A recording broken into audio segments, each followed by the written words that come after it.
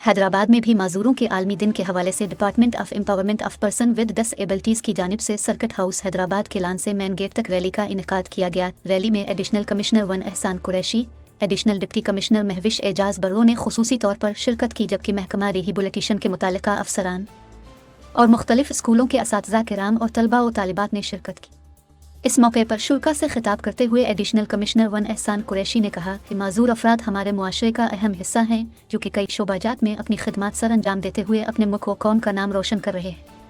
उन्होंने कहा कि माजूर अफराद को किसी सूरत आम अफराद से कम तर ना समझा जाए। ज़रूरत इस अमर की है कि उनकी हौसला अफजाई की जाए और उन्हें उनका जायज़ हक दिया जाए, जबकि माजूर बच्चों की बुनियादी तालीम पर भी खुसूसी तवज्जो देने की ज़रूरत है ताकि वो मुआशरे का एक कारामद शहरी बनकर अपने मुल्क व कौम का नाम रोशन कर सकें।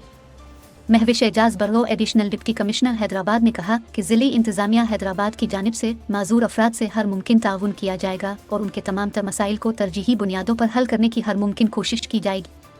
इस मौके पर department of empowerment of person with disabilities के रीजनल डायरेक्टर अमीन मेमन, सलम आदिल, खालिद सुलेमान खासखेली, नजमा चंद, डॉक्टर खुर्रम अंसारी और दीगर ने भी रैली के शुरा से खिताब किया। बाद अज़ां ज़िले इंतज़ामिया की जानिब से माजूर बच्चों में लंच बॉक्स तकसीम किए।